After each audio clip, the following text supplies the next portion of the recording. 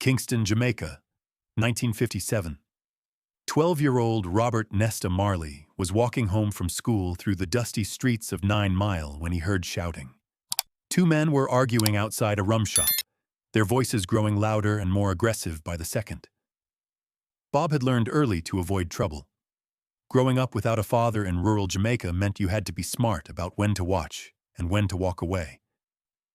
But something about this fight felt different.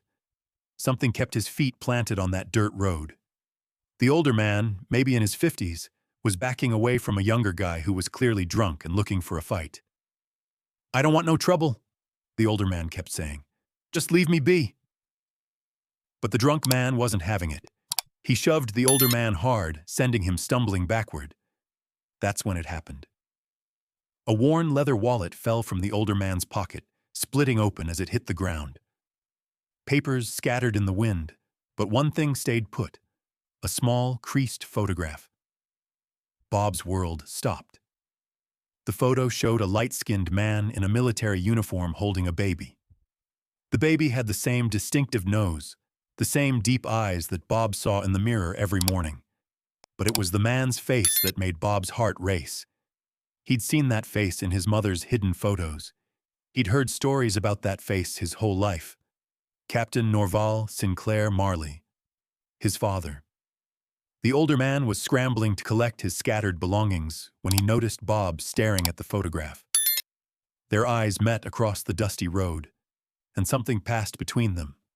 Recognition, understanding, fear. "Boy," the man called out softly. "Come here." Bob walked slowly toward him, his legs feeling like they weren't quite his own. The drunk man had wandered off, muttering to himself, leaving just Bob and this stranger who somehow carried a piece of his father. "What's your name, son?" the man asked, though his expression suggested he already knew. Robert Marley, but everyone calls me Bob."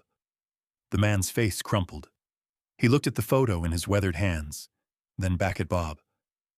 "Sweet Jesus," he whispered. "You look just like him." "You knew my father?" Bob's voice was barely above a whisper. The man nodded slowly. "My name is David Marley. I'm your father's brother, your uncle." Bob had never known he had an uncle. His mother, Cedella, had told him his father's family wanted nothing to do with them, that they thought Bob was beneath them because of his mixed race and humble beginnings. David seemed to read the questions in Bob's eyes. "Sit with me, nephew. There's things you need to know. Things your father wanted to tell you, but never got the chance." They sat on the steps of the rum shop as the afternoon sun beat down on them. David pulled out a cigarette with shaking hands. "Your father," David began, "he didn't abandon you because he didn't love you. He abandoned you because he loved you too much." Bob didn't understand. Norval was a white man in colonial Jamaica married to a black woman. You understand what that meant in those days? The pressure from his family, from society. He was caught between two worlds, and neither one fully accepted him. David took a long drag of his cigarette. "But that boy, he talked about you every single day, carried your picture everywhere, made me promise that if anything ever happened to him, I'd find you and tell you the truth." "What truth?" David reached into his wallet and pulled out a folded piece of paper, yellowed with age. "He wrote you a letter, week before he died. Made me swear to give it to you when you were old enough to understand." Bob's hands trembled as he took the letter. The handwriting was neat, careful, the words of a man who'd had time to think about what he wanted to say. "My son Robert," it began. "If you're reading this, it means I'm gone and I never got the chance to be the father you deserved. This is the greatest regret of my life." Bob's eyes blurred, but he kept reading. "I want you to know that leaving you wasn't a choice I made lightly. The world we live in doesn't make it easy for families like ours. But that's no excuse. A real man fights for his family regardless of what the world thinks. I wasn't strong enough to be that man." The letter went on for several paragraphs, describing Norval's love for Bob, his pride in hearing about Bob's musical talents from mutual friends, his dreams of what Bob might become. I know I have no right to ask for your forgiveness, but I pray that someday you'll understand that a man can love someone completely and still fail them completely. I failed you, son. But please don't let my failures define your future. Be better than your father. Be the man I never had the courage to be. The letter was signed simply, Love, Papa. By the time Bob finished reading, tears were streaming down his face. David watched him quietly, his own eyes wet. He died with your name on his lips, David said softly. Heart attack took him quick, but his last words were, Tell my boy I'm sorry. Bob folded the letter carefully and put it in his pocket. When he looked up at his uncle, his expression wasn't angry or bitter. It was something David hadn't expected. Uncle David, Bob said, his voice steady despite his tears. Will you tell me about him? The good things? David smiled through his own tears. Boy, we'd be here all night. Your father, he had music in him just like you. Could play guitar, had a voice that could make the angels weep. They talked until the sun went down. David told Bob stories about Norval's kindness, his humor, his struggles with fitting into a world that didn't want to accept him. He told Bob about the nights Norval would sneak away from his military base just to watch Bob play in the yard from a distance, too afraid to approach, but too much in love to stay completely away. He saw you perform at the school concert when you were 8, David revealed. Stood in the back where nobody could see him. Cried the whole time. Said you had a gift that would change the world someday. As the evening stars appeared, Bob stood up to leave. David grabbed his arm gently. Bob, I know this is a lot. You have every right to hate him, to hate me for staying away so long. Bob looked at his uncle with eyes that seemed older than his 12 years. Uncle David, hatred is too heavy a thing to carry. My father, he was just a man trying to find his way in a hard world. He made mistakes, but he also gave me life. I can't hate the man who gave me life. David stared at this boy, this wise, forgiving boy, and understood why Norval had been so proud. Besides, Bob continued with a small smile, now I know where my music comes from. That's his gift to me. From that day forward, David became a regular presence in Bob's life. He would visit every few months, bringing stories about Norval, teaching Bob the guitar chords his father had loved, sharing the musical heritage that flowed in Bob's blood. But there was something David hadn't told Bob that first day. Something he'd promised Norval he would reveal only when Bob was ready. It took 3 years of visits before David felt the time was right. It was 1960, and Bob was 15, already showing signs of the musical genius that would later captivate the world. He'd formed his first group with Bunny and Peter, and they were playing local venues around Kingston. David had come to watch one of their performances at a small club in Trenchtown. After the show, as they walked through the quiet streets, David stopped suddenly. Bob, there's something else about your father I need to tell you. Something I've been carrying for 15 years. Bob looked at his uncle with curiosity. After 3 years of stories, he thought he'd heard everything about Norval. Your father, he didn't just write you that one letter, David said quietly. He wrote you 7 letters, one for every birthday he knew he'd miss. Bob's breath caught. 7. David nodded, reaching into his jacket pocket. He made me promise to give them to you when you reached each age. The first was for when you turned 13, the next for 14, and so on. The second letter was different from the first.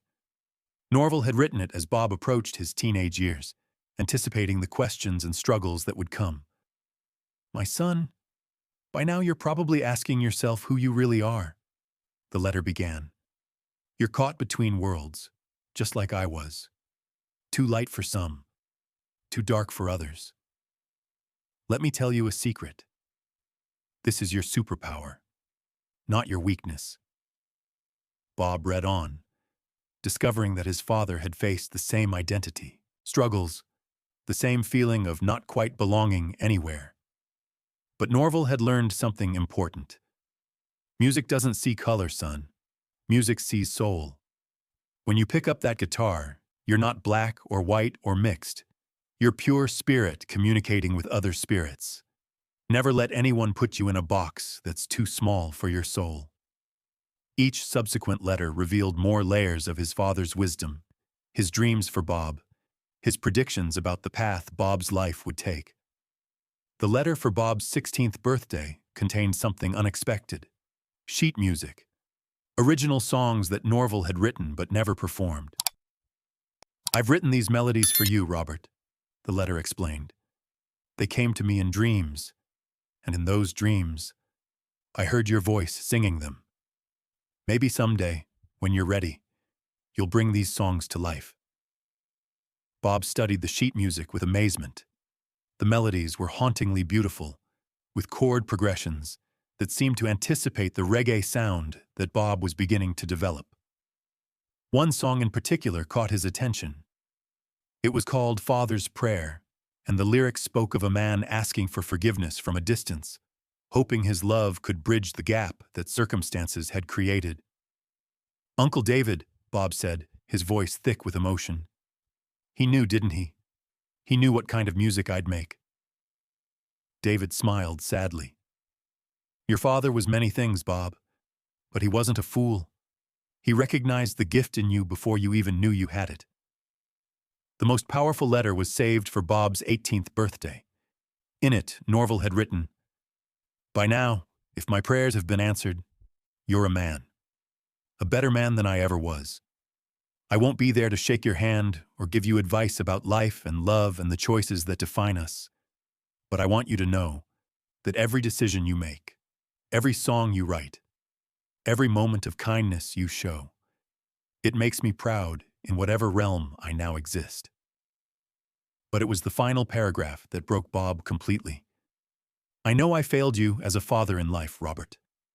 But I'm hoping that in death, through these words, through the music in your blood, through the love I'm sending across the divide between us, I can finally be the father you deserved.